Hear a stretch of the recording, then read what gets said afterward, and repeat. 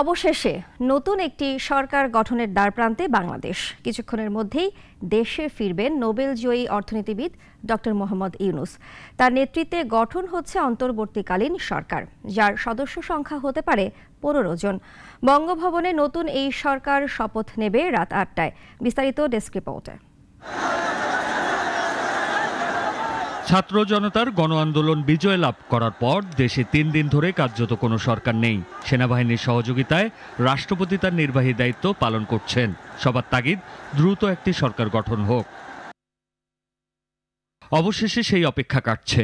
রাত 8টায় বঙ্গভবনে শপথ নিতে যাচ্ছে নতুন সরকার, যার সদস্য সংখ্যা হতে পারে 15 জন। প্রধান উপদেষ্টা হয়ে অন্তর্বর্তীকালীন এই সরকারের নেতৃত্বে থাকছেন নোবেলজয়ী অর্থনীতিবিদ ডক্টর মোহাম্মদ ইউনূস।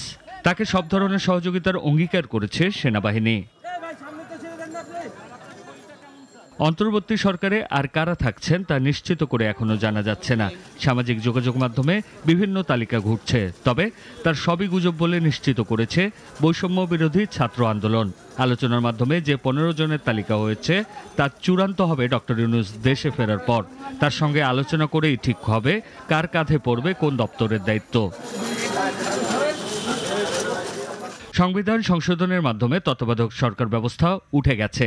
বর্তমান বিধান বলছে এক সরকার থেকে আরেক সরকারে যেতে হবে, কিন্তু এখন দেশে সরকার নেই। তাই প্রশ্ন উঠেছে কোন প্রক্রিয়ায় নতুন সরকার গঠন হবে, তার ব্যাখ্যা এখনো নেই।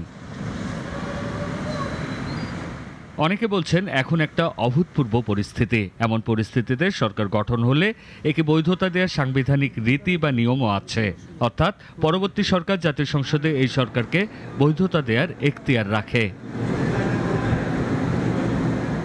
আরেকটি বড় প্রশ্ন হলো অন্তর্বর্তীকালীন সরকার কতদিন ক্ষমতায় থাকবে। বিভিন্ন দল মনে করে এটা হতে পারে 90 দিন, তবে বৈষম্য বিরোধী আন্দোলনকারীরা বলছেন এই মেয়াদ এখনো ঠিক হয়নি। জয়ন্ত কর্মকার, নাগরিক।